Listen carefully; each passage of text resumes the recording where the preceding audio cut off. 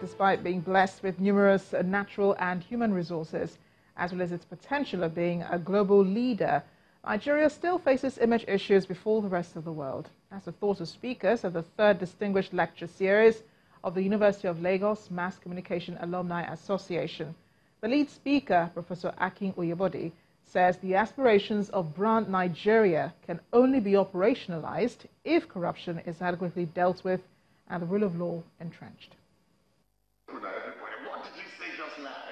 What is a brand? How does it relate to brand Nigeria? And how should Nigeria be branded? These are salient questions raised on the theme of the third Distinguished Lecture Series organized by the University of Lagos Mass Communication Alumni Association, with students, brand managers and teachers of marketing communication in attendance. Exploring the practice of branding, the chairman of the occasion, an accomplished marketing communication and advertising expert, Sir Steve Omojafo, sets the tone for the discussion. For Nigeria, we know she has a name, and that name is Nigeria. We have a national flag with colors green, white, green.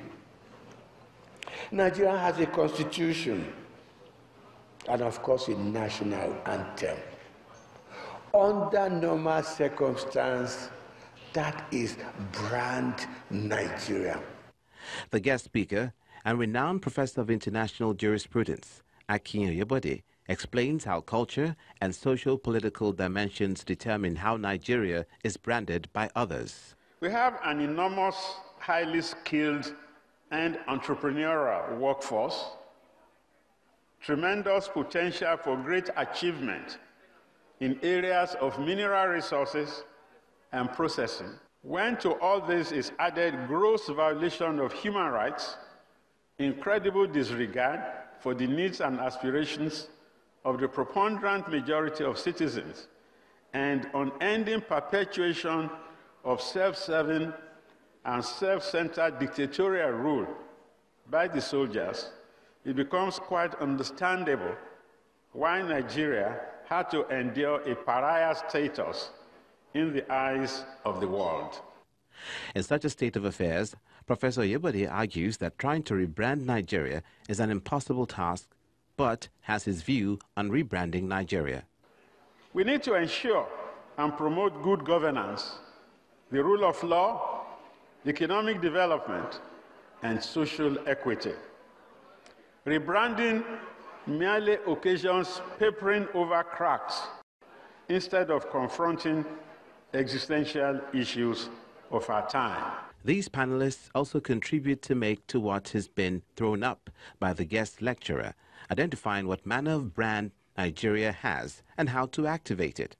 Unless there is robust investment in education quality, because there is this nexus between the quality in education and all these countries we are mentioning.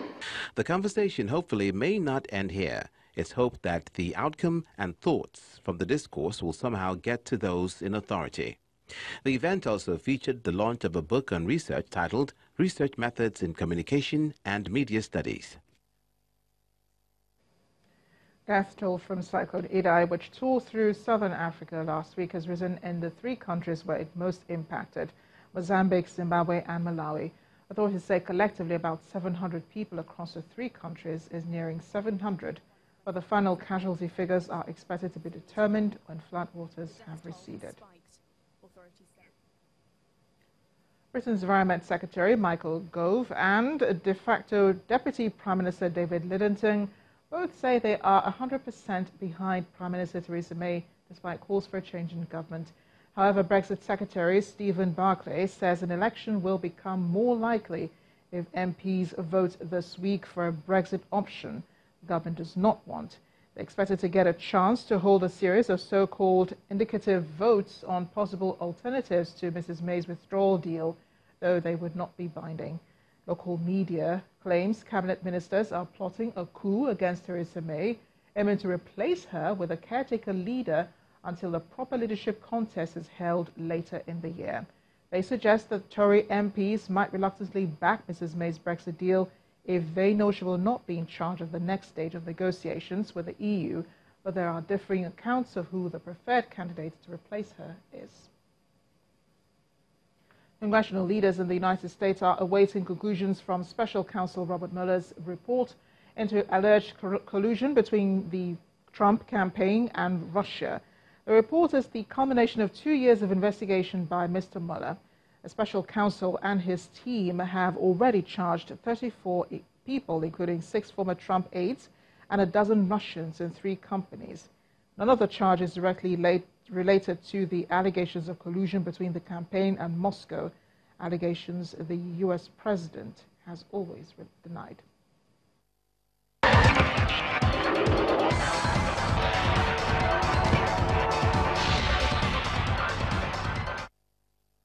Match day 12 of the Nigeria Professional Football League has produced 2 away victories, with Wiki Tourists and El Kanemi Warriors taking vital away points. Rivers United lost at home for the first time this season, with Wiki securing a 2-1 win at the Yakubu Gowon Stadium in Port Harcourt.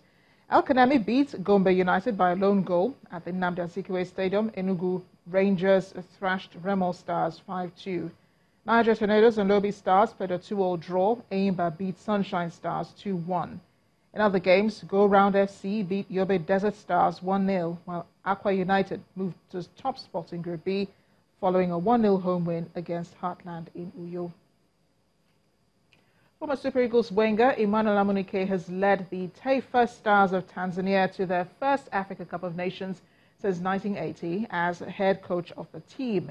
Tanzania this evening beat rivals Uganda 3-0 in Dar es Salaam to secure the victory they needed to join already qualified Uganda at Egypt 2019 from Group L after a 39-year absence. Benin Republic also picked a ticket for Africa's biggest football showpiece in June, following a 2-1 win against Togo in Group D. DR Congo and Zimbabwe advanced from Group G after their final group games home victories against Liberia and Congo. Joining Nigeria from Group E is South Africa, who defeated Libya with 2-1.